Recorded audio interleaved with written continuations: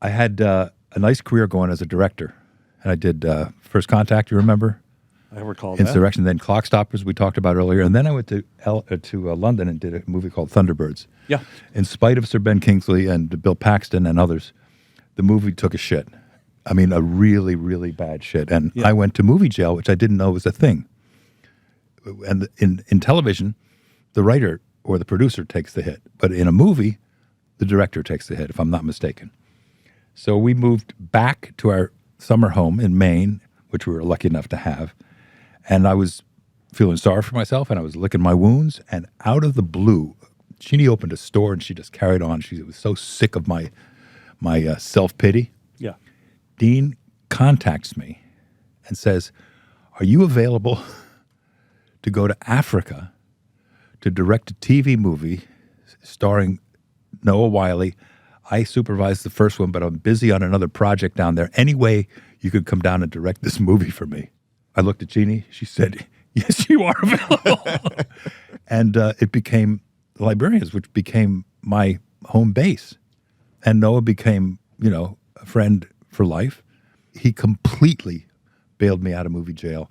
And I thank you again, publicly and privately. And you bailed me out of a difficult situation in Africa. Yeah. Was that in the Seychelles? No, that was Thunderbirds. Oh, that was Now, this started off in Kenya, and then it moved to South Africa. And we went to the Maasai village, right? And I said, any way we could rewrite this scene so they're walking through? He said, whatever you want to do is fine. Yeah, we'll put it in the village there. There's this great outtake I have from your shoot, and there was no sound running, so you can't really tell. But you see the actors. It's an idyllic scene, beautiful thing. And all of a sudden, in the middle of the dialogue, the AD comes in and just starts pushing people out of the shot. And I'm like, what's going on? And just they're out of the shot, these elephants come watching. Oh, my God. We were told on the Scout, actually, when you scout in Africa, especially in Kenya, you're on a truck with somebody, and there's a guy on the roof with a gun. And he says to us, if we see elephants and they have babies, if we're out of the truck, they say, back up slowly, right? So sure enough, we saw elephants, and there were baby elephants. And they looked at us, and we backed up slowly. And the guide says, not that slowly. Well, now, did we introduce Dean? Dean Devlin. Dean Devlin. Producer, director, actor, entrepreneur. He's done so many things. Do you want to start? What was your first time with Dean? Well, Independence Day. Right. I I've auditioned. heard of the movie. I don't know how it did in the box office, but I did hear it. It was a nice little picture. It recouped its initial investment. I auditioned for Dean. Yeah, that was one of the great experiences of my life. For me, too, because I was a giant fan of yours. Oh. I was like, you were like a hero to me. So when I had you on set and playing like my favorite character, it was just like heaven. His favorite character. Yeah, you know what? It was the wig. Just wanted you to know that. The wig was great. Data. Was Data your favorite character, or your favorite character in the movie was the Doc? In that movie, that was my favorite character. Oh. Yeah. But yeah, Data, come on. But it was such an amazing experience for me. First of all, when you cast me, which was very quickly, I mean, I came in, I auditioned for you. You filmed it, showed it to Roland Emmerich, and the next day I got a call. Oh. Okay. Wait a minute, Roland.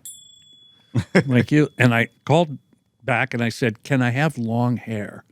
And they got me a wig instantly, $10,000 wig, by the way, which at the end of the film I said, can I keep it? And they said, no, we may need to use it again if we do a sequel.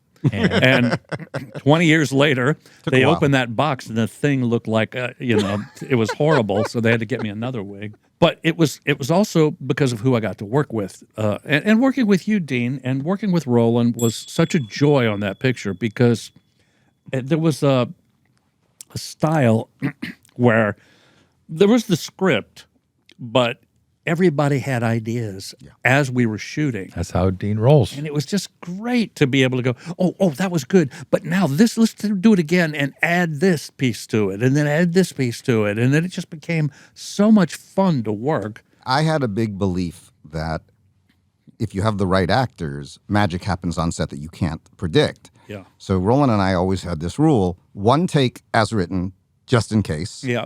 And then just go for it. Go for it and see what happens. And I'd say on the end result on that picture, Yeah. at least a third of the dialogue happened on set. Tap the like and follow buttons, and then Head over to our YouTube channel and watch the full episode. trust us, there's a lot more where this came from.